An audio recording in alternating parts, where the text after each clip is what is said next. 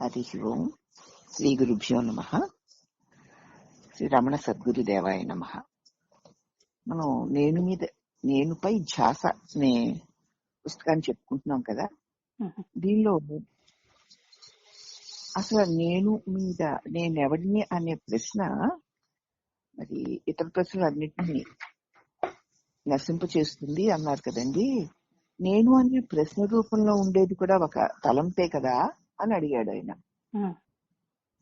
నేను అనే తలంపు అంటే ప్రశ్న, అది కూడా తలంపే కదా. అది ఇతర తలంపుని నశింప చేస్తుంది, మరి ఇది కూడా తలంపే కదా, మిగతా తలంపుని ఎలా నశింప చేస్తుంది అని అడిగినప్పుడు దానికి భగవాన్ 4-5 ఉదాహరణలు చెప్పారు. నేను ఆ ఉదాహరణలు చెప్పాను క్లియర్ గా చెప్పారు. అయితే ఇంకా ఏమన్నా దృష్టాంతరాలు ఉన్నాయా అని అడిగారు 66వ ప్రశ్న రూపంలో. అప్పుడు జవాబు, రాజసర్పము అంటే కింగ్ కోబ్రా దృష్టాంతరం 1. అడవిలో ఈ రాజసర్పం తనకి ఎదురైన చిన్న చిన్న పాములన్నింటినీ మింగేస్తుంది తన ఆహారంగా. అడవిలో పాములన్నీ అయిపోతే దానికి ఆహారం దొరకక అది చచ్చిపోతుంది. అలాగే అన్ని తలంపుల్ని మింగేసిన తర్వాత నేను అన్న తలంపు ఇక మనసులో ఏ తలంపు ఉదయించకుండా భావశూన్య స్థితి ఏర్పడితే తాను కూడా లేకుండా పోతుంది. మరొక దృష్టాంతం భగవాన్ ఏం చెప్పారంటే గురువాచ కోవైలో చెప్పింది ఉంది. సక్రమ రీతిన అనుదినము అవిశ్రాంతంగా చేసేటి ఆత్మ విచారణ చెప్పిన పద్ధతి ప్రకారం ప్రతి రోజు కూడా విశ్రాంతి లేకుండా నిరంతరము చేసినటువంటి నేనెవడును అనేటువంటి ఆత్మ విచారణ ఈ పరసవేది యొక్క సంపర్క ప్రభావం వల్ల అహంతా పిశాచమైనటువంటి జీవుడికి పట్టిన చిరువంతా పోయి, అనగా చిత్తమలము అనేటువంటి పిశాచ స్వభావం అంతా పోయి శుద్ధిపడును. సక్రమంగా నేనెవరిని అని చేసుకునేటువంటి ఈ ఆత్మ విచారణకి ఉపయోగపడే ఈ నేనెవరిని అనే ప్రశ్న సక్రమైన రీతిలో అవిశ్రాంతంగా చేస్తూ పోతే ఆత్మ విచారణ పరుసవేదిలాగా ఉపయోగపడుతుంది. ఈ పరుసవేది యొక్క సంపర్కం చేత అహంతా పిశాచ రూపమైన జీవుడికి పట్టిన చిరువంతా వదిలిపోతుంది. అంటే ఈ పిశాచము, అహంకార పిశాచము వదిలి వెళ్ళిపోతుంది. రాగిలాగా ఉన్న జీవుడు బంగారం లాగా, అనగా శివస్వరూపంగా ప్రకాశిస్తాడు. రాగికి ఆ పరిశోధన తాకితే అది బంగారం అయిపోతూ ఉంటుంది అనమాట. అలా రాగిలాగా ఉన్న జీవుడు నేనెవడిని అనేటువంటి అవిశ్రాంతంగా వేసుకునే ప్రశ్న వల్ల ఆ ప్రశ్న పరుసవేదిలాగా ఉపయోగపడి రాగి లాంటి జీవుడిని శివుడిగా మారుస్తుంది. అంటే ప్రశ్న రూపంలో చేసే ఈ విచారణ వల్ల, ఈ అన్వేషణ ప్రక్రియ వల్ల మనసు ఆత్మగా మారి జీవుడు శివుడవుతాడు. అహంవృత్తి కాస్త అహంస్ఫురణ అవుతుంది. తలంపు పోయి తానుగా ప్రకాశిస్తుంది. నేను తలుపుగా ఉన్న ఈ మిథ్యా నేను రూపమైన అసలు నేనైపోతుంది అనమాట.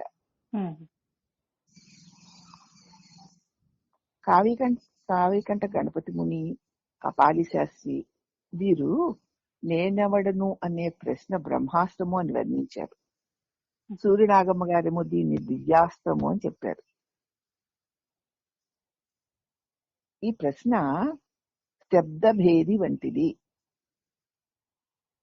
శబ్దమును బట్టి లక్ష్యమును భేదించు శబ్దభేది బాణంలాగా ఈ ప్రశ్న కుక్క వాసనను బట్టి పసిగట్టి యజమాని వద్దకు చేరున్నట్లుగా భగవాన్ చెప్పిన దృష్టాంతమే ఇది. నేను తలం ఆధారంగా నిన్ను నేను అనే లక్ష్యానికి చేరుస్తుంది. ఇది రామబాణం కంటే, పాశుపతాస్త్రం కంటే శక్తివంతమైంది. ఇది ఆత్మగుహాద్వారము తెరుచుకునేందుకు ప్రయోగించే మంత్రాక్షరం. ఇది అసలైన మంత్రం. నేనెవడును అని అన్య చింతన లేకుండా తన మీద తానే దృష్టి పెట్టి ఏకాగ్ర దృష్టిలో ఉంటే నేను దేహమును అన్న ఈ అహంకార భావన తొలగిపోయి నేనుగా తన నిజస్వరూపంగా స్ఫురస్వరూపంగా ప్రకాశిస్తుంది. ఇది ఆత్మగుహా ద్వారాన్ని తెరుచుకోవడానికి ప్రయోగించే మంత్రాక్షరం. ఆత్మ సాక్షాత్కారం అనే లక్ష్య సాధనకి నేనెవడు అనే ప్రశ్నతో చేసే ఆత్మవిచారణ ఆత్మ అన్వేషణకి సర్వోత్తమమైన సాధన. ఆత్మ సాక్షాత్కారం అనే లక్ష్యమా నీకుంటా, నీ నిజస్వరూపాన్ని నువ్వు పొందాలి అనే లక్ష్యమే నీకుంటే నువ్వు ఇక మిగతా అన్య చింతనలన్నీ వదిలేసి నేనెవడను అనే ప్రశ్నతో చేసే ఆత్మవిచారణ ఆత్మాన్వేషణ సర్వోత్తమమైన సాధన. ఇంతకంటే గొప్ప సాధన లేదు. అప్పుడు 67వ ప్రశ్న, నేనెవడను అనే ప్రశ్నతో చేసే విచారణ ద్వారా ఆత్మానుభవ ప్రాప్తికి ఎంతకాలం పడుతుంది అని అడిగాడు. నేను చెప్పాను దీన్నే నిరంతరం అంతకంటే ఇంకేమీ లేకుండా నిరంతరము కూడా అదే ధ్యాసతో గనక ఉంటే అది మనకి మన ఆత్మస్వరూప అనుభవాన్ని కలిగిస్తుందని చెప్పారు కదా. ఈ ప్రశ్నతో చేసే విచారణ ద్వారా ఆత్మానుభవం నేను పొందాలి అంటే ఎంతకాలం పడుతుంది అన్నాడు. ఇప్పుడు జవాబు చెప్తున్నారు. యథార్థం చెప్పాలంటే ఈ విచారణలో మనస్సు అంటే నేననే తలంపు అంటే అహంకారం అనమాట, అహంభావన వెనకకు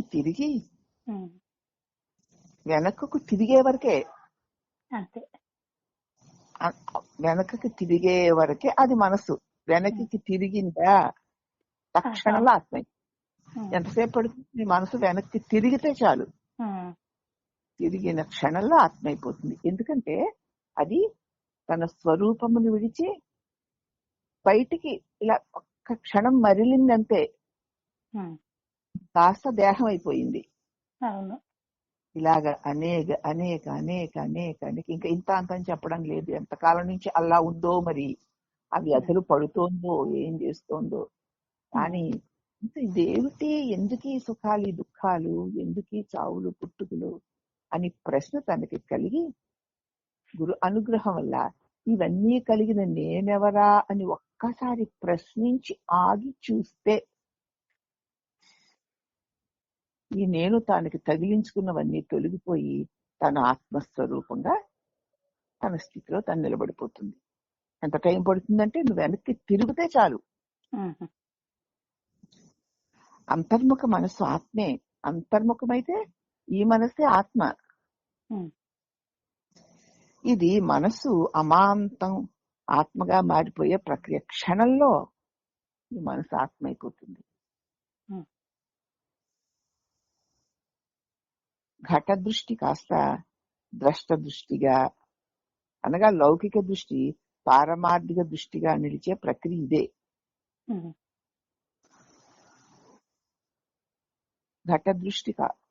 ఘట దృష్టి అంటే ఈ ఆకారము నేను అనేటువంటి దృష్టి నేనెవడన్న ప్రశ్నతో ఈ ఆకారమును చూసే ప్రకాశం తానుగా మిగిలిపోతుంది.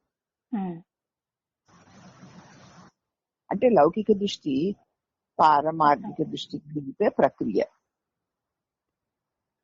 అంతా కనిపించేందుకు చీకటిగా ఉన్న గదిలో స్విచ్ వేయడం వంటిది ఇది. చీకటిగా ఉందా గదిలో అన్ని కనిపించాలంటే స్విచ్ ఒక్కసారి వేస్తే చాలు. ఇది అతని కాకులో ఏ ఉన్నాయో అన్ని కనిపిస్తాయి. ఈ ప్రశ్నతో అనేక అనేక విభిన్నత్వాలతో కూడి ఉన్నటువంటి ఈ లోక దృష్టి నశించిపోయి లోపలి దృష్టి అలవాడు. ఇప్పుడు ఇంతకాలం దేహనిష్టలో ఉన్నాం మనం. దేహనిష్ట పోయి ఆత్మనిష్ట అలవడు. ఇప్పుడు దేహం నేనని ఎంత నిష్టగా తిష్ట వేసుకుని ఉన్నామో అప్పుడు తాను ఆత్మగా అంత స్థిరంగా ఉండగలుగుతాడు. అంటే ఏమిటనమాట, స్వనిష్ట ఏర్పడుతుంది. ఇక స్వస్థితి మాత్రమే నెలకొని ఉంటుంది. స్వరూప ప్రాప్తి అయిపోతుంది. దృశ్యమంతా అణిగిపోయి ఎరిగించుటకు అన్యము ఏమీ లేకుండా తానుగా వెలుగు తత్వం మిగిలిపోతుంది.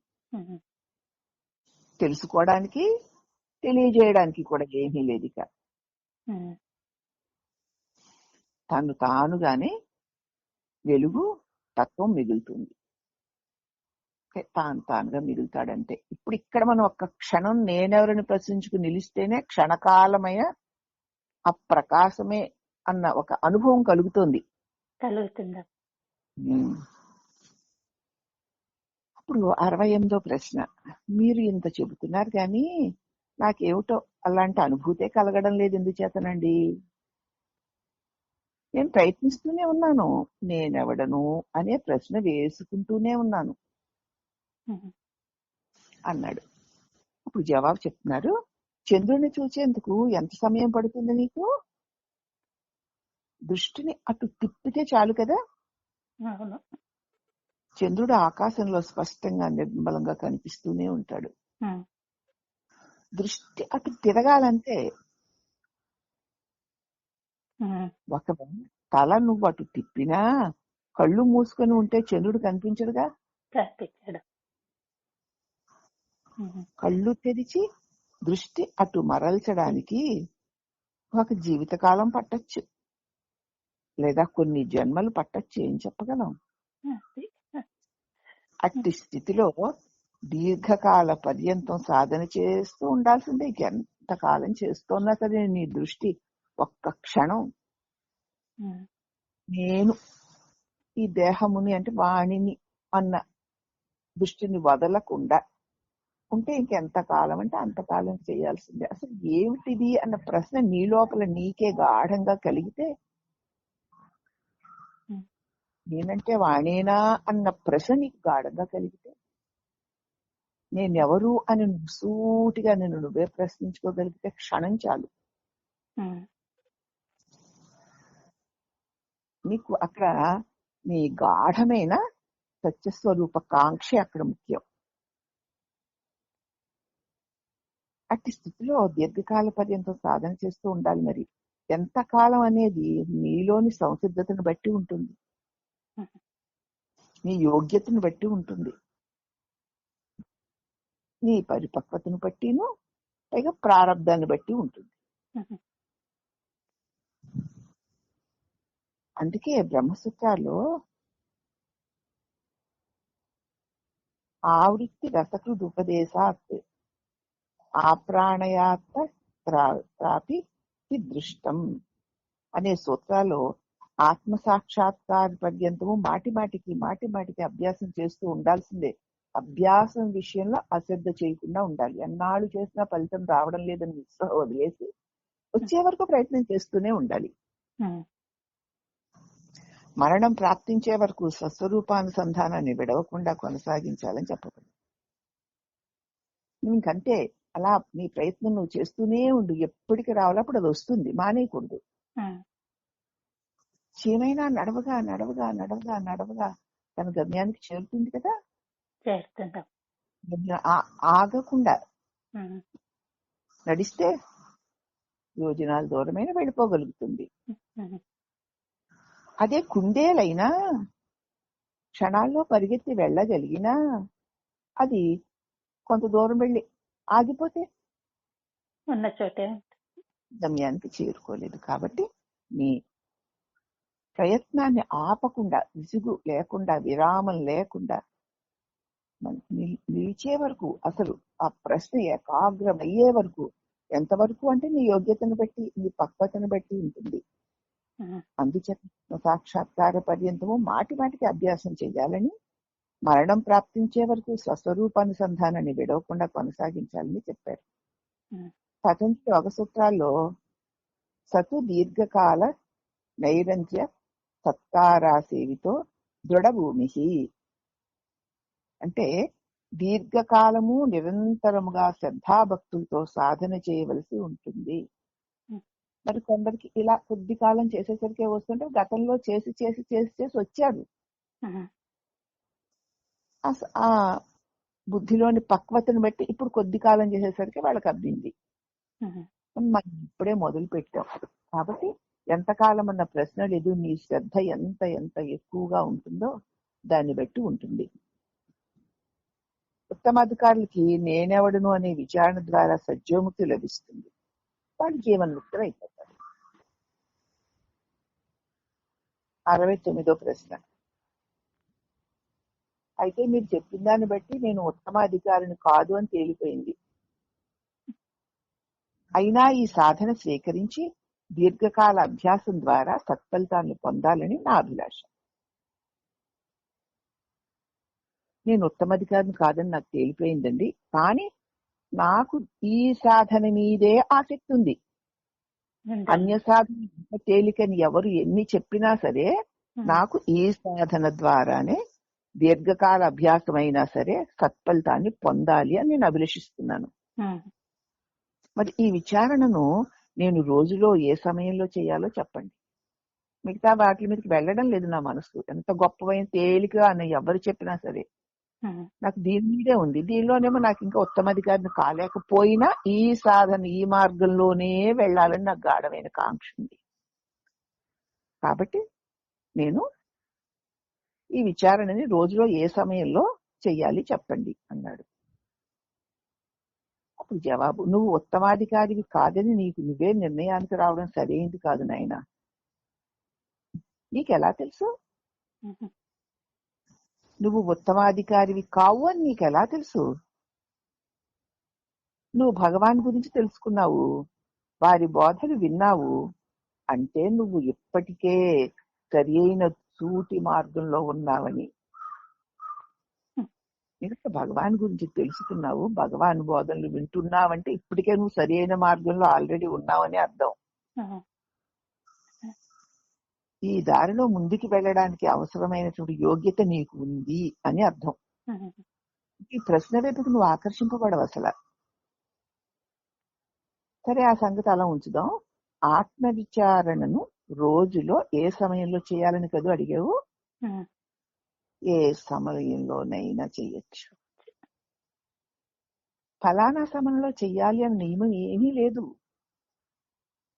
ఎల్లప్పుడూ ఆత్మ విచారణ చేస్తూనే ఉండాలి. అసలు నిలిచిన్నప్పుడు, కూర్చున్నప్పుడు, భుజించేప్పుడు, ఇలాగా ఎప్పుడైనా చేయొచ్చు. భగవద్గీతలో కూడా చెప్పారు.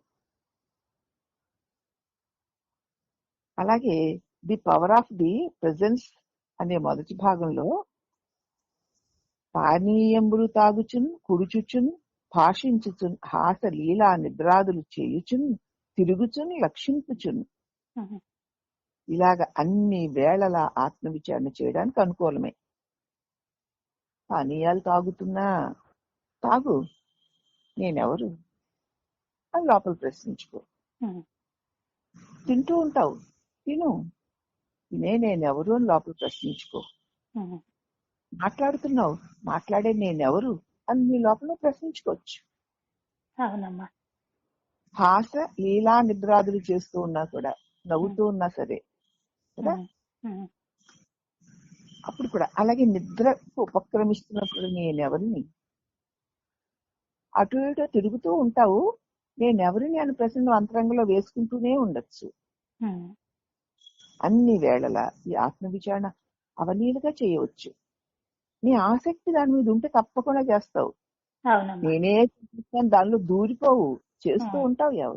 ఎవరిని నేనెవరిని, చేస్తున్నది ఏమిటి, ఏది చేస్తుంది? శరీరం కదా. నేనెవరిని ప్రతి దాని విషయంలో నువ్వు చూసుకోవచ్చు. అనుకూలమైతే పశ్యన్ శృణ్వన్ సృజన్ జఘ్రిన్ అస్మిన్ గచ్చన్ స్వపన్ శ్వసన్ ప్రలపన్ విసృజన్ గృహ్ణన్ ఉన్మిషన్ నిమిషన్నది 5వ అధ్యాయంలో 8వ శ్లోకం. ఇలాగ చూస్తున్నప్పుడు, వింటూ ఉన్నప్పుడు, తాకుతున్నప్పుడు, వాసన చూస్తున్నప్పుడు, తింటున్నప్పుడు, నడుస్తున్నప్పుడు, నిద్రిస్తున్నప్పుడు, శ్వాస పీల్చుకుంటున్నప్పుడు, మాట్లాడేటప్పుడు, ఇచ్చేటప్పుడు పుచ్చుకునేటప్పుడు, కళ్ళు తెరిచేటప్పుడు మూసేటప్పుడు, ఇలా అన్ని వేళల్లో ఏ పనులు శరీర ఇంద్రియాలతో చేస్తూ ఉన్నా ఆత్మవిచారణ చేయవచ్చుంటే దానికి ఏమడ్డు? ఏది లేదు. ఏ పని చేస్తున్నది ఎవరు అనే ప్రశ్న తీసుకుని హెచ్చరికతో గమనికతో ఉండడం అన్ని సమయాల్లోనూ సాధ్యమే. అసలు నీకు నీ మీద నీ స్వరూప స్థితి మీద నీకు ఆసక్తి మెండుగా ఉంటే ప్రతి పని వెనకాతలా చేసే నేనెవరు, వినే నేనెవరు, తినే నేనెవరు అవన్నీ జరుగుతూనే ఉంటాయి. కానీ నేనెవరు అనే ప్రశ్న అనిశ్చితంగా పెట్టుకోవచ్చు. అన్ని సమయాల్లోనూ సాధ్యమే. రోజంతా, ప్రతిరోజు, ప్రతి నెల, ప్రతి సంవత్సరం ఇదే ఇదే పనిలో మునిగి ఉండాలి, ఇదే స్ఫురణలో ఉండాలి. అప్పుడు కృష్ణుడు అడుగుతాడు 70వ ప్రశ్నమ్మ, ఎలా ఉండాలి ఇంకా కొంచెం వివరించి చెప్పండి అని. అప్పుడు జవాబు, చూచేటప్పుడు చూస్తూ ఉంటావు, అదా ఇదా అలాగా ఇలాగా అని ఎక్కువగా చూడబడే విషయాల మీద కాకుండా చూచే నేను ఎవరిని అని. ఎవరో ఎవరో ఏదో ఏదో చెప్తే వింటూ ఉంటావు, విను, కానీ ఈ వినే నేను ఎవరిని అని. అలాగే ఏదో వాసన వస్తుంది, మంచి ఏదో గుమగుమలాడుతూ వాసనలు వస్తున్నాయి, పువ్వులో లేకపోతే తినే పదార్థాలు ఏవో. ఆ వాసన చూస్తున్నప్పుడు కూడా వాసనలు వస్తున్నాయి కదా, ఈ వాసన చూసేదెవరు అని. అలాగే మనకి స్పర్శ వేడో చలో తగులుతోంది, లేకపోతే తాకుతున్నాం ఎవరినైనా, తాకేటప్పుడు ఈ తాకుతున్నది ఎవరు అని. తింటున్నప్పుడు ఈ తినేదెవరు అని. నడుస్తుంటావు, నడుస్తూ వెళ్తూ ఉంటావు, నువ్వు ఎక్కడికో వెళ్ళాలనుకున్నావు, వెళ్తూ ఉంటావు, అవును ఈ నడుస్తున్నది ఎవరు? శరీరం కదా నడుస్తోంది, మరి నేనెవరు అని. నిద్రకి సిద్ధమవుతున్నావు, అప్పుడు అవును ఇప్పుడు నిద్రపోతాను, ఈ నిద్రపోయే నేనెవరు అని. శ్వాస పీలుస్తూ ఉంటాను, ఈ శ్వాస పీల్చేదెవరు అని. మాట్లాడుతూ ఉంటాను, ఈ మాట్లాడేదే ఎవరు అని. ఇచ్చేటప్పుడు ఇచ్చేదెవరు అని, పుచ్చుకునేటప్పుడు పుచ్చుకునేదెవరు అని. కళ్ళు తెరిచినప్పుడు ఈ కళ్ళు తెరుస్తున్నదెవరు, ఈ కళ్ళు మూస్తున్నదెవరు అని. ఇట్లాగా కళ్ళు తెరవడం మూయడం జరుగుతోంది, ఎవరిది, ఎవరు చేస్తున్నారు లోపల అని. నేనే నేనే అనుకుంటున్నాం మనం, నేనైపోయి. అలా కాకుండా ఇవన్నీ దేహ సంబంధమైన క్రియాకలాపాలన్నీ జరుగుతుంటే నేనే నావే అనుకుంటున్నావు, కానీ ఎవరు ప్రశ్నించుకో.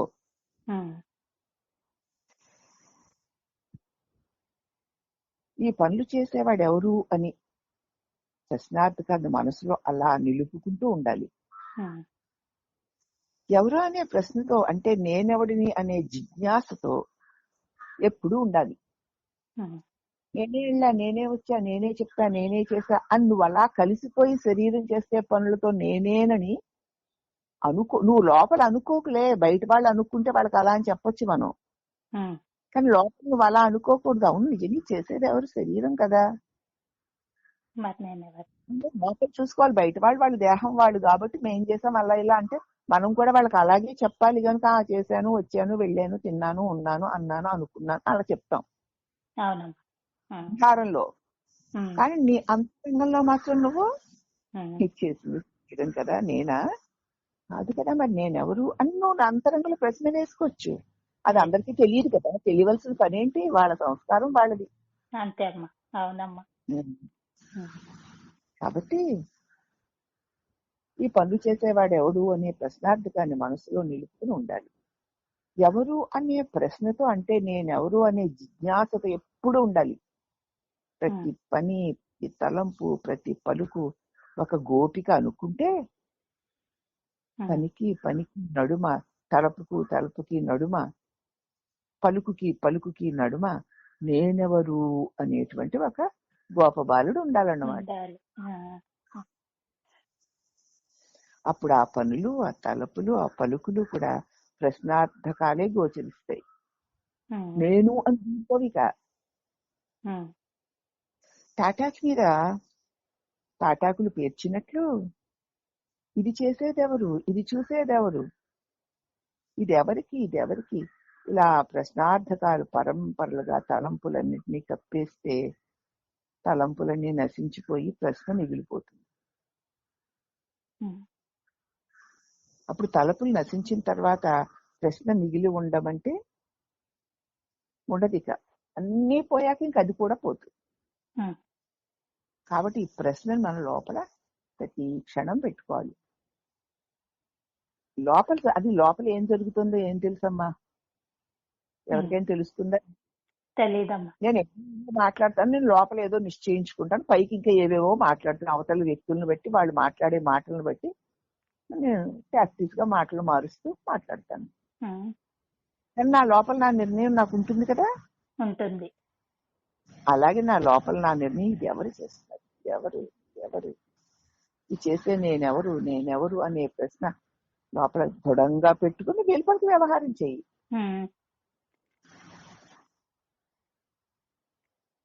ఆ చాలా రకంగా కనుక బాగుందమ్మా. ఇలాగా ప్రశ్నార్థకాల పరంపర తలంపులన్నిటినీ కప్పేస్తే అప్పుడు తలంపులు నశించుకొని ప్రశ్న మిగులుతుంది ఆఖరికి. కానీ ఆఖరికి ఒక్క తలంపు కూడా లేకుండా పోయాక ఈ ప్రశ్న కూడా తలంపే కనుక అది నశించుకుంటుంది. ఆయన మరి క్లియర్ గా ఎలా చేయాలో ఇంకా వివరించి చెప్పమంటే చెప్పారు. అప్పుడు మళ్ళీ ఆయన ప్రశ్నిస్తున్నాడు, అంటే ఇది చేసేదెవరు, ఇది సంభవించింది ఎవరికి? ఇలాంటి ప్రశ్నలు ఎవరు ఎవరికి ఇచ్చాది, దీని అన్నింటి రూపముగా ఉన్నది నేనెవరు అని కదూ. అంటే ఇది చేసేది ఎవరు, ఇది ఏదో కష్టమో సుఖమో ఎవరికి వచ్చింది, ఇలాంటి ప్రశ్నలన్నీ వీటన్నింటి రూపముగా ఉన్న నేనెవడినని ప్రశ్నలోనే ఉన్నాయి కదా. ఈ ప్రశ్నారూపంలో ఒక మంత్రం లాగా జపం చేయమంటారా ఏమిటి అన్నాడు. నేనెవరు అని లోపల అనుకోనా ఈ పనులన్నీ చేస్తూ ఒక మంత్రంలాగా అన్నాడు అతను. అంటే జవాబు, మంత్రంలాగా జపం చేయడం వల్ల లాభం ఏముంటుందయ్యా? నేనెవడను అనేది అహం బ్రహ్మాస్మి, తత్వమసి ఇత్యాది వాక్యాలను నిరంతరము స్మరిస్తున్నట్లుగా స్మరించేది కాదది. ఇలా ఒకే వాక్యాన్ని యాంత్రికంగా మనసు జపిస్తూ ఉంటే ప్రయోజనం ఏమి ఉండదు. నేను చెప్పింది జపం చేయమని కాదు. వ్యాధిగ్రస్తుడు వైద్యుడు ఇచ్చిన మందు మింగడానికి బదులు ఆ మందు పేరు నిరంతరం మనసులో జపించినంత మాత్రం రోగం తగ్గుతుందా? తగ్గదు. మందు మింగాలి, అది కడుపులో పోయి రోగక్రిములు నశింప చెయ్యాలి, అప్పుడు కూడా రోగం ఏమవుతుంది. అలాగే నేనెవడను అనే ప్రశ్న జపించుకునే మంత్రం కాదది. అది నిరంతరము నేను అనే తత్వం మీద ధ్యాసతో ఉండడం, స్మరణతో ఉండడం, దృష్టిని నేను మీదే నిలిపి ఉంచడం, నేను యొక్క స్వరూపం ఏంటో తెలుసుకోవాలనే దృష్టితోటే ఉండడం. నా దృష్టి అంతా, నా ఆసక్తి అంతా నేను నడుస్తున్నాను అంటున్నాను కదా. ఈ నడిచే నేనెవరు? నడుస్తున్నాను, నడిచే నేనెవరు?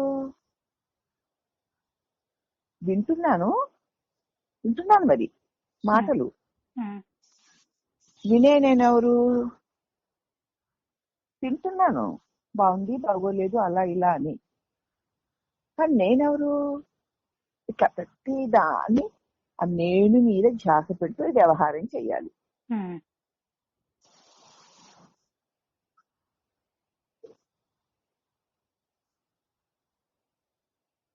కాబట్టి ఇది ఒక అన్వేషణ, ఇది ఒక అపరాధ పరిశోధన లాగా, లేదా ఒక ప్రేమ కథ ప్రియుడి కోసం ఎదురు చూడడం లాగా, లేదా లెక్కలు చేయడంలో గమ్యాన్ని నిర్దేశించే ప్రక్రియలాగా, లేదా సమస్య పరిష్కారం క్రియలాగా ఈ ప్రశ్నకి జవాబు చెప్పే ప్రయత్నం చెయ్యకుండా చేసి నేనెవరు,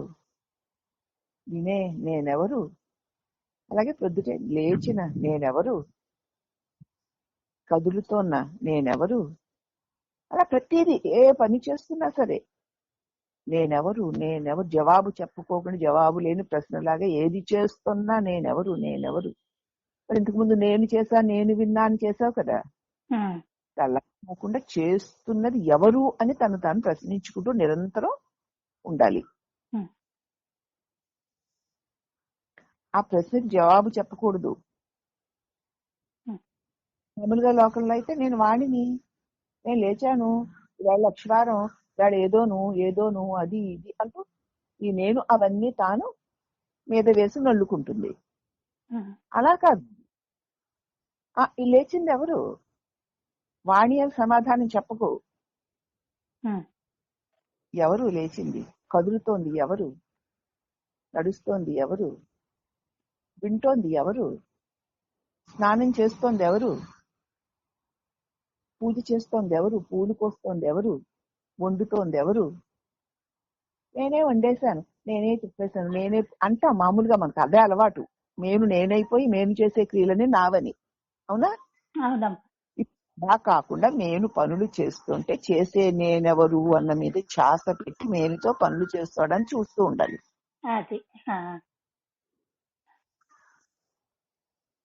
అప్పుడు చూడటం జరుగుతుంది.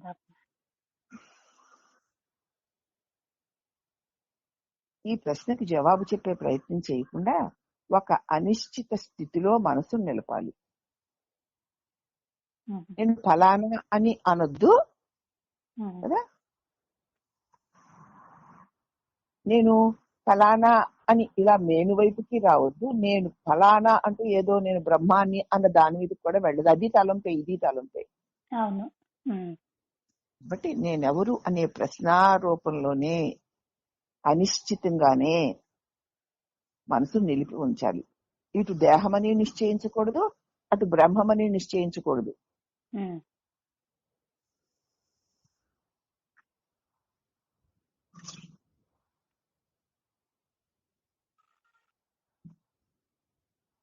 మనసు ఈ ప్రశ్నతో మానుపాటు చెంది ఉండేలాగా చెయ్యాలి.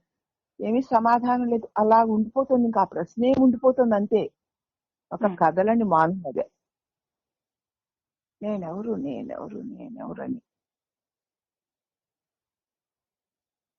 అయితే నువ్వు ఎరుగుతూనే ఉంటావు, అన్ని పనులు చేస్తూనే ఉంటావు మళ్ళీ. కానీ నీ మనసులో ఎప్పుడు ఒక సందిగ్ధత స్థితి ఏర్పడి ఉంటుంది, నిశ్చయించుకోలేని స్థితితో ఏర్పడుతుంది. ఇది అదే కదా, అది ఇదే కదా నిశ్చయించేసి మాట్లాడుతున్నాం కదా ఇప్పుడు మనం. నీకేం తెలుస్తుంది, నువ్వేం అనుభవించావని, నీకు అసలు దాని స్థితి ఏంటో నీకు అనుభవానికి వచ్చిన రాకుండా ఇది అదేగా ఇది ఇదేగా నిశ్చయించేస్తాం. అలాగే దేన్ని నిశ్చయించుకో. ఇదంతా ఎవరు చేస్తున్నారు అని ప్రశ్నిస్తున్నప్పుడు నువ్వేమీ చేయలేని స్థితిలో ఉన్నట్లు అనిపిస్తుంది. ఎవరు ఎవరు అని ప్రశ్నిస్తుంటే నేను అన్నది రాదుగా అక్కడికి. నేనెవరిని ప్రశ్నించుకుంటే ఇదివరకు ఇట్లా నేను చేశా, నేను విన్నా, నేను తిన్నా అన్నది రాదు. అప్పుడు నీకేమనిపిస్తుందంటే ఎంత ఎవరు చేస్తున్నారు అని ప్రశ్నించినప్పుడు నువ్వేమీ చెయ్యడం లేదు అన్న స్థితి ఏర్పడుతుంది. అవును, నేనేమీ చేయట్లేదు కదా, దేహమే చేస్తుందని ఇవన్నీ వినేసి మరి సమాధానం చెప్పేస్తారు. అలా కాదు, మాటలో పెట్టుకున్నవాడు ఆ మాట మాట్లాడ్డు అసలు.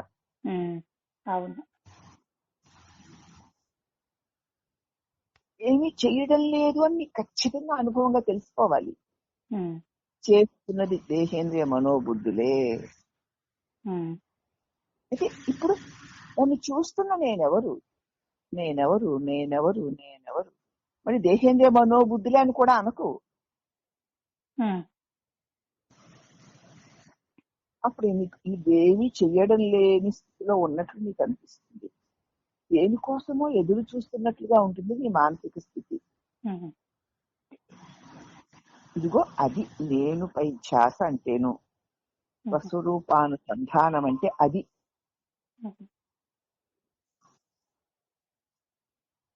అప్పుడు ఆ ప్రశ్న వేసి ఆయన అంటున్నాడు, మనసుని ఇలాగ క్వశ్చన్ మార్క్ లో, అవునా, మనసు ఒక క్వశ్చన్ మార్క్ లాగా ఉండాలన్నమాట. అంటే ప్రశ్నార్థకం వేసుకున్న ముఖం పెట్టుకునే దానికంటే ఎవరిని ప్రశ్న వేసుకునే ముఖం పెట్టుకుని ఉండేదానికంటే నేను ఆత్మ చైతన్యాన్ని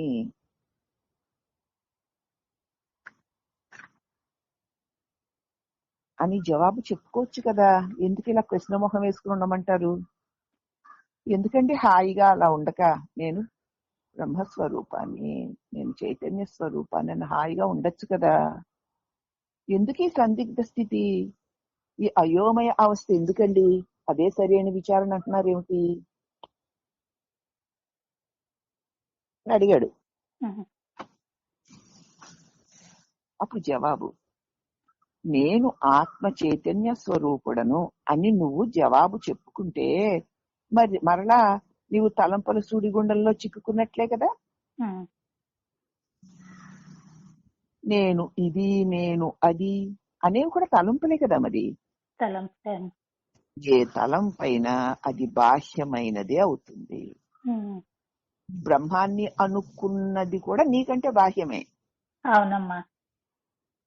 మరి బాహ్యమైన వాడిని అన్నింటినీ వైదొలగవలసిన మనస్సు మళ్ళా ఈ సూక్ష్మ బాహ్య విషయాల్లో పడి నేనిది, నేనది అనే తలంపు పైకి పోయి నిల్చుంటే ఎలాగా? ఇక తలపులు ఎప్పటికి నశిస్తాయి? మనస్సు నేనెవడును అనే ఒక్క తలంపు మీదే ఉండాలంతే.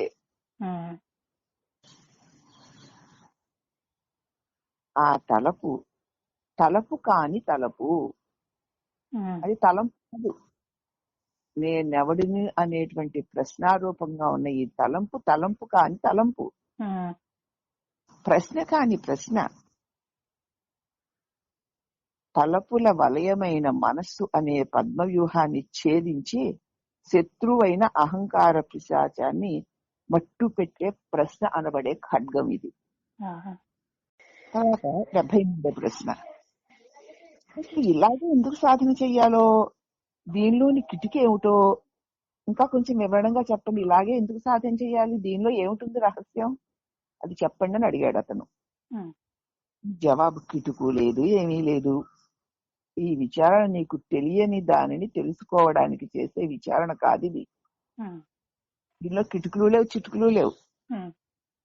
ఈ విచారణ ఏమిటంటే నీకు తెలియందాను నువ్వు తెలుసుకోవలసి వస్తే విచారణ చెయ్యాలి. కానీ అలాంటి విచారణ కాదు ఇది.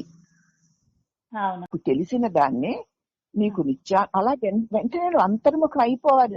నాకు తెలిసిన దాన్నే అంటే ఈ తెలిసిన నేనెవరు అయిపోవాలి. నీకు నిత్యానుభవంలో ఉన్నదే, నాకు నిత్యానుభవంలో ఉన్నది ఎవరు? మరి నేనే అని చెప్పకు. తిడుతున్నా అసలు వినవా? ప్రశ్నగా అక్కడ నేనే అన్నామంటే తలంపే కదా అది. అవునమ్మా. అయినా నువ్వు మర్చిపోయిన దాన్ని నీకు నువ్వు జ్ఞప్తికి తెచ్చుకునేందుకు చేసే విచారణ, ఇందుకోసం వేసుకునే ప్రశ్న. నీకు మరి వచ్చేసిందా జ్ఞప్తి? మరి వచ్చేస్తే ఉండాలిగా. నువ్వు నిజమైన ఎవరో అలా నువ్వు ఉండాలి కదా.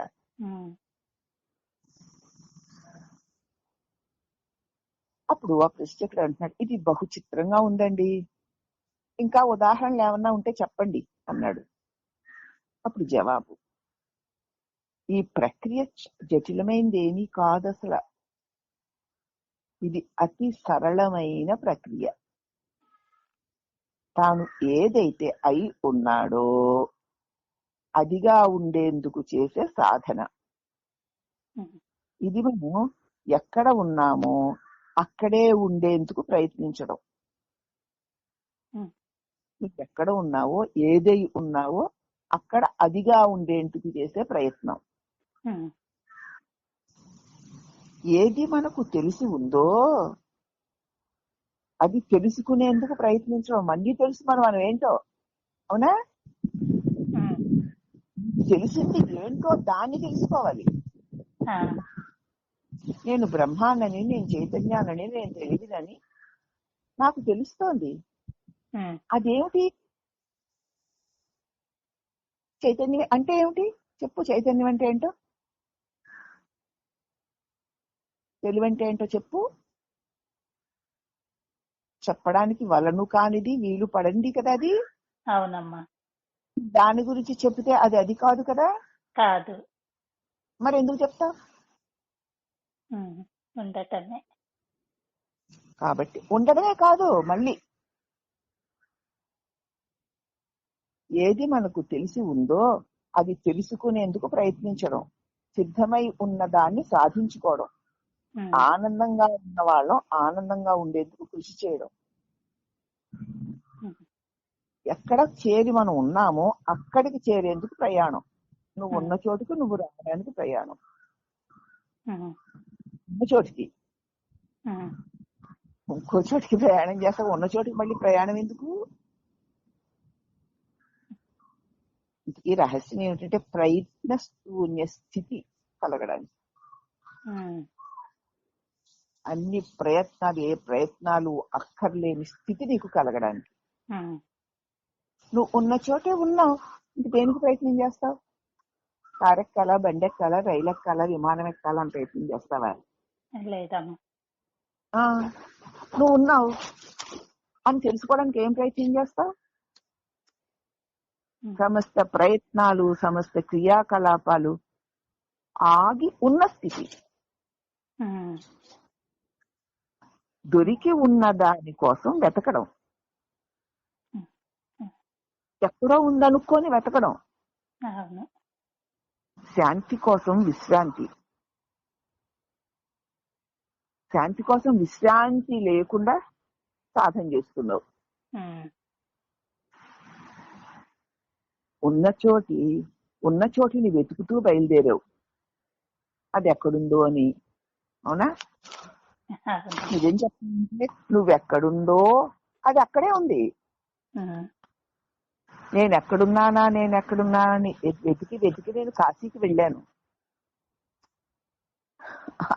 అక్కడే ఉన్నాను నేను. ఇక్కడే ఉన్నాను నేను. కాశీకి వెళ్ళకపోయినా ఉన్నాను, కాశీకి వెళ్ళినా ఉన్నాను.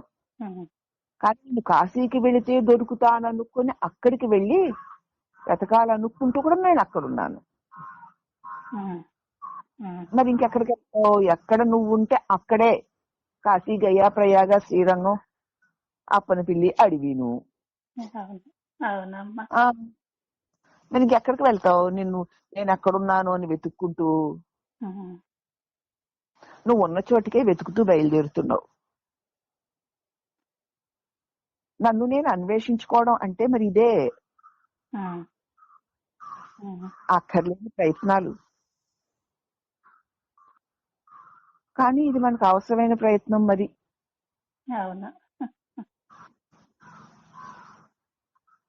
అప్పుడు 75వ ప్రశ్న ఆయన వేస్తున్నాడు.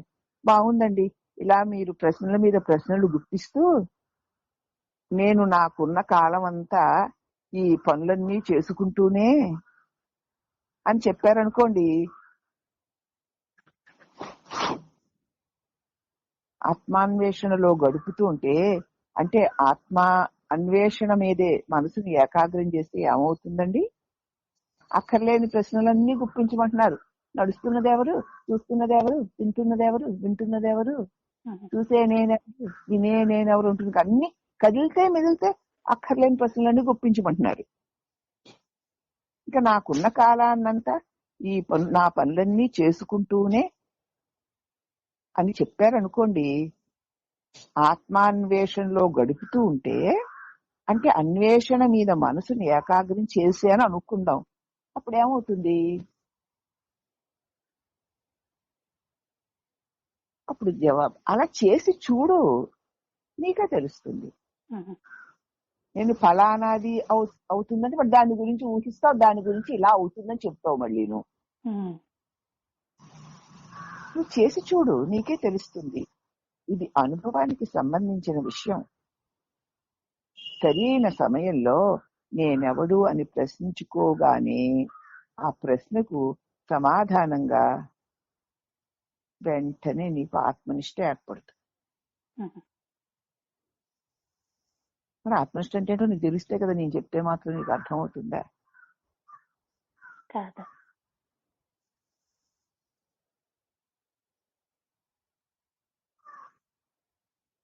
అహం స్వయం అవుతుంది.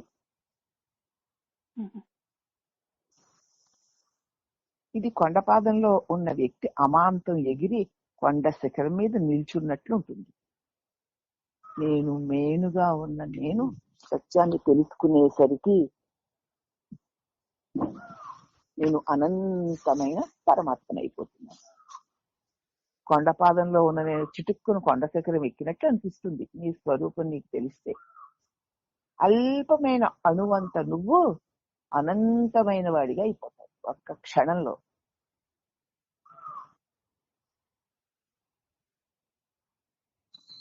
ఒక శిఖరం మీద నుంచి ఇంకొక శిఖరం మీదకి ఒకే ఒక్క గంతులో చేరినట్లు ఉంటుంది. కొండ శిఖరం నుండి ఒక్క ఉదుటిన కింద అగాధంలోకి దూకినట్లుంటుంది. మంచు తెర తొలగిపోయి ఎదుట అంత స్పష్టంగా ఉన్నట్లు అనిపిస్తుంది. ఒక్కసారి తెర కిందికి జారి తెరంతా కింద పడిపోయినట్లుంటుంది. మబ్బులు విడిపోయినట్లుంటుంది. మరిచిపోయింది ఏదో చిటుక్కున గుర్తొచ్చినట్లుంటుంది. నిద్రపోయిన వాడు చటుక్కున మేలుకున్నట్లుంటుంది. ఒక ఫిరంగి పేలితే అలా ఉంటుందో అలా ఉంటుంది. ఉలిక్కి పడకసారి ఆగుతావు చూడు, అలా ఉంటుంది. బిచ్చగాడు కాస్త క్షణంలో కోటీశ్వరుడైనట్లుంటుంది.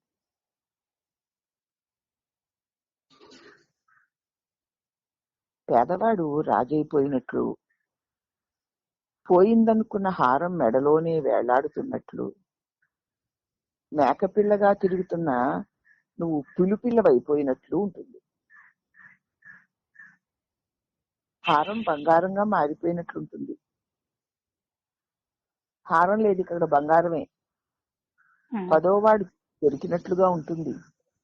ఎంత లెక్క పెట్టినా 9 మందే వస్తున్నారు, పదోవాడు లేడో అని ఏడుస్తున్నారు. కానీ తన్ను కూడా కలిపి లెక్కెట్టుకుంటే పదోవాడు అబ్బా దొరికాడు దొరికాడు అని ఆనందపడుతున్నట్లుంటుంది.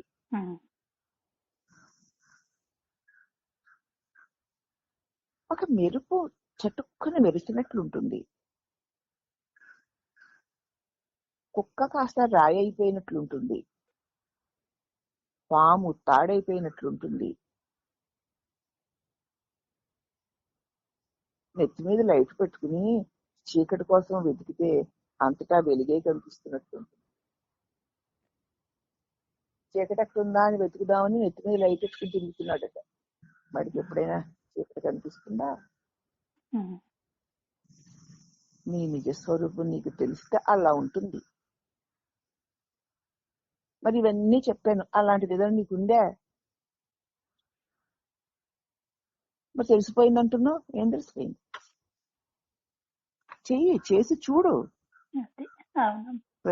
ప్రశ్నలు గుప్పిస్తూ నాకున్న కాలాన్ని ప్రతి కదలికలో నేను చేశాను, నేను చెప్పా అనుకోకుండా చేసే నేనెవరు చేసే నేనెవరు, చూసే నేనెవరు, నేను మీదే గుప్పించు అంటున్నారు. ఇలా చేశాను అనుకున్నప్పుడు నాకేం వస్తుంది అన్నాడు. ఏం వస్తుందో అది నువ్వు చేసి చూస్తే నీకే తెలుస్తుంది ఎలా ఉంటున్నదో ఎలా ఉంటుంది.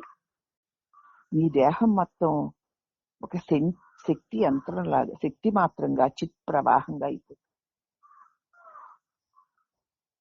ఇప్పుడు కూడా మన దేహం అంతా చిత్ ప్రవాహమే, శక్తి మాత్రమే. దానిలోకి నేను అన్న ఒక తలం పడ్డొచ్చి నేనే నాదే అంటుంది. దాంది కాదు, అది కాదు, దీని నిండా ఉన్నది శక్తే, దీని నిండా ఉన్న ప్రకాశమే ఉంది. కానీ దానిలోకి నేను అన్న తలంపు వ్యక్తి భావన కలిగేసరికి అదంతా తనదే అనుకుంటోంది. ఒక్కసారి నేనెవరా అని ప్రశ్నించేవాడే లేకుండా పోయేసరికి సహజంగానే ఉన్న నీ దేహం నిండా ఉన్న చిత్ ప్రవాహం, శక్తి ప్రవాహం నువ్వు శక్తిగా మారిపోతావు. నీ జీవితం బ్రహ్మాండమైన ఒక అయస్కాంత కేంద్రం చేత ఆకర్షింపబడిన సూది లాగా అయిపోతుంది. నీ జీవితం అంతా ఒక బ్రహ్మాండమైన అయస్కాంతం సన్నిధానంలో చిన్న సూది చటుక్కున వెళ్ళి అంటుకున్న సూది అయస్కాంతం అయిపోయినట్లు అయిపోతుంది. ఎండిపోయిన గడ్డి పోచలాగా ఉన్న నిన్ను ఒక వెల్లువ, ఒక ఉప్పెన వచ్చి మీద పడి సజీవంగా కబళించి వేసినట్లుంటుంది. అసలు అది అత్యంత ఆహ్లాదకరమైన అనుభవం. దాన్ని చెప్పడానికి కుదరదు. అప్పుడు ఆ పృష్ఠకుడు అడుగుతున్న 76వ ప్రశ్న, అనుభవంలో లేని విషయాన్ని తగిన సాధన చెయ్యకుండానే ముందుగానే తెలుసుకున్నట్లుంది. నా అనుభవంలో లేదు, మీరు చేయమని తగిన సాధన చేయకుండా ఇలా చేస్తే ఏమవుతుందండి అని అడిగి తెలుసుకున్నాను. తెలుసుకుంటే మాత్రం అది నా అనుభవంలో లేదు కదా. నేను ఇంకా ప్రారంభ దశలో ఉన్న ఒక సాధకుణ్ణి. మీరు చెప్పినవన్నీ నాకు అర్థమవుతున్నాయి, ఆహా ఓహో అని కూడా అనిపిస్తున్నాయి. నాకు అనుభవంలో లేదు ఆ విషయం. మీరు చెప్పినట్లుగా తగిన సాధన చెయ్యకుండానే ఎలా ఉంటుంది అని ముందే అడిగి తెలుసుకున్నట్లుంది. తెలుసుకుంటే లాభం ఏముంది? నేను ఇంకా ప్రారంభ దశలో ఉన్న సాధకుణ్ణి. నాకు మరొక అడుగు ముందుకు వేసే ఉపాయం ఏదైనా చెప్పండి.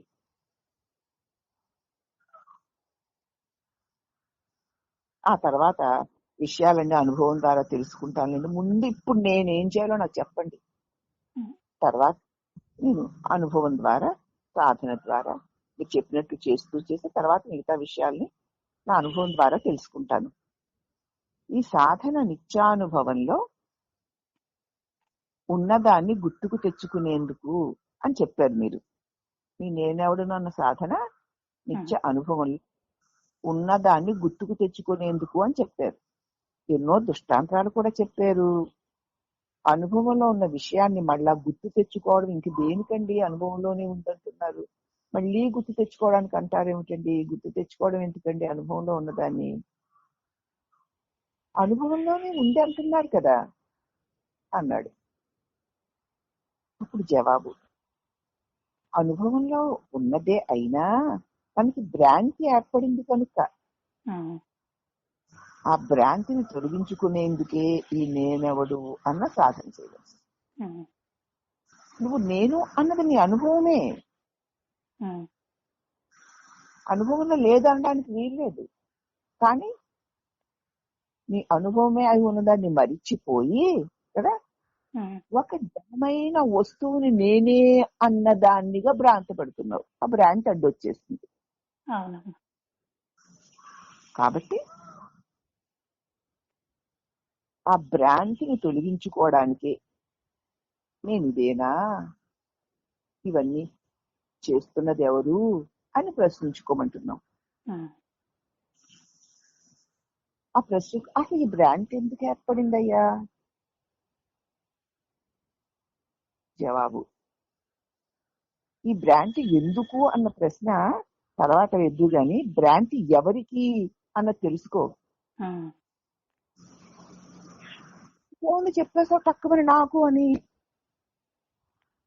అంటే మరలా అయితే మరి నేనెవరు అని ప్రశ్న వేసుకో.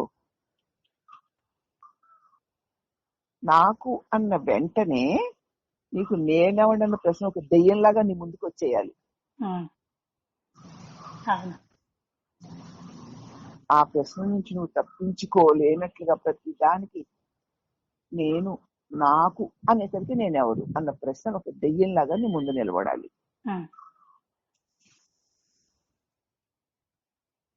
ఇలా గనక నేనెవరన్న ప్రశ్న వేసుకుంటే అది ఏది నేనే చేసా నాకు అని వచ్చిందో వెంటనే నేనెవరు అనే ప్రశ్న నీ ముందుకు వచ్చేంతలాగా నువ్వు దాన్ని సాధించాలి.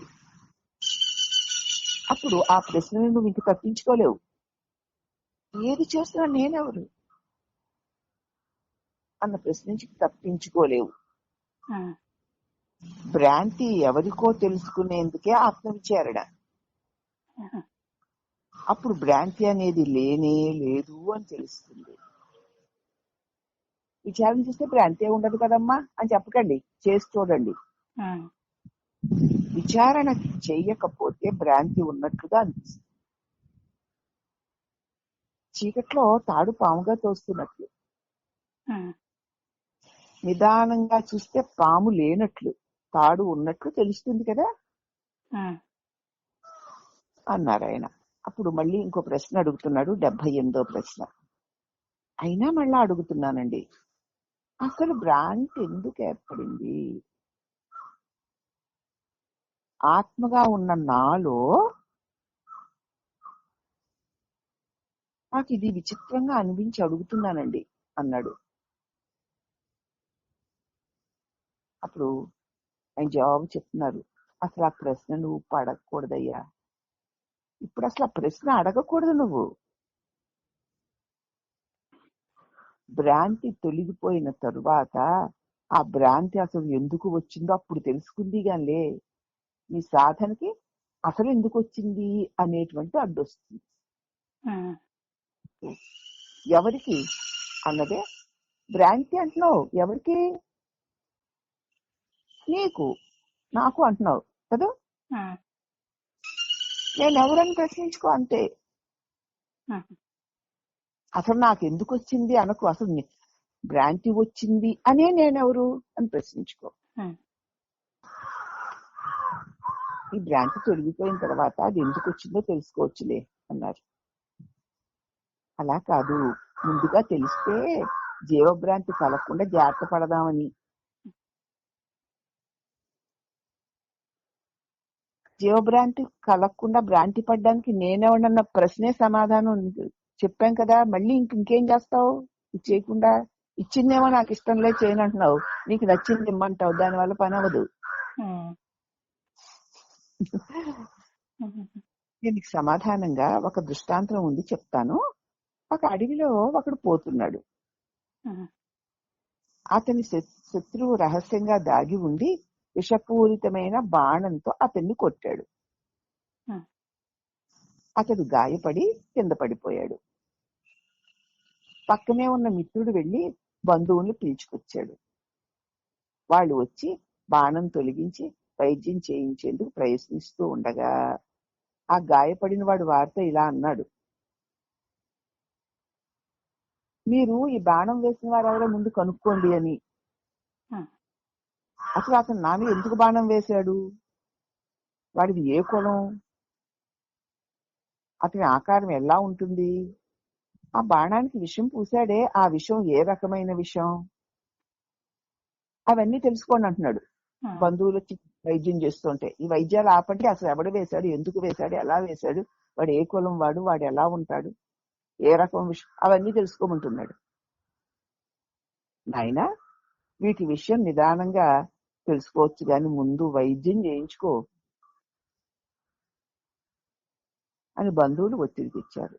అతడు ఒప్పుకోకుండా తనకు మొదట ఆ విషయాలని తెలియాలి అంటాడు, వైద్యం చేయించుకోవడం మానేసి.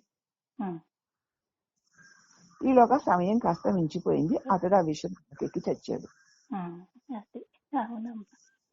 అదే విధంగా మొదట భ్రాంతిని నివారించుకోవడం మానేసి, ఈ భ్రాంతి ఎవరికా అన్న సాధన మానేసి అసలు భ్రాంతి నాకు ఎందుకు కలిగింది అని అనుకోవడం సరి అయిన పద్ధత చెప్పు.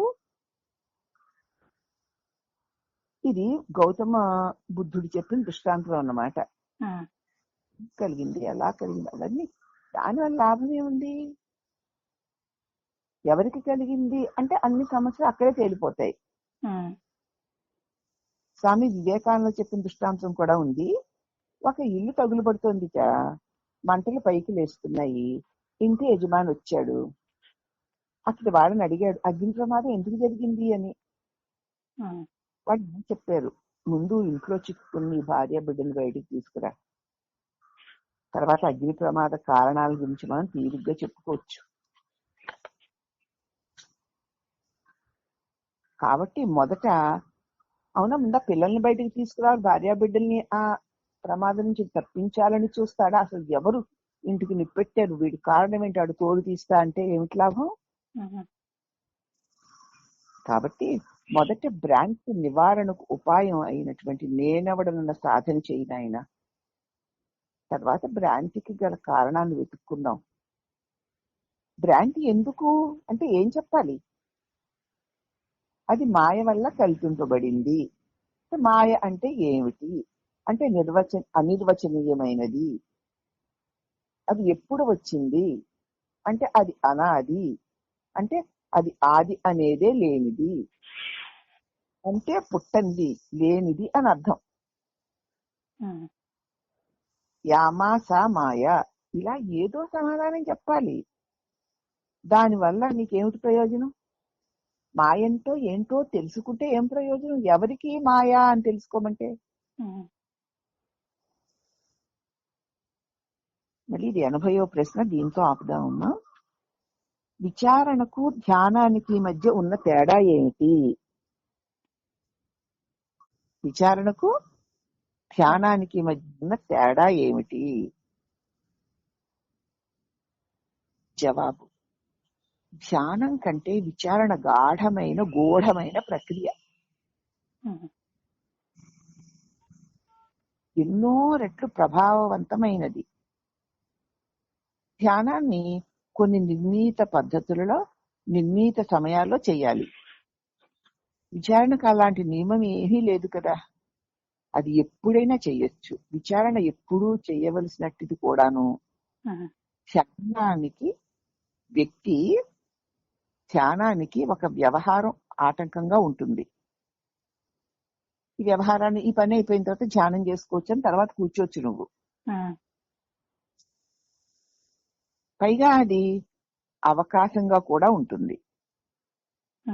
దైనందిన జీవితంలో అన్ని పనులు చేస్తూనే నేనెవడును అనే ప్రశ్న మనసులో చక్కగా నిలుపుకోవచ్చు కదా. ఒక కాలం గాని కదా, ఒక సమయం గాని, ఒక ఆచారం గాని, ఒక సిద్ధాంతం గాని, ఒక నియమం గాని లేదుగా. లేదు.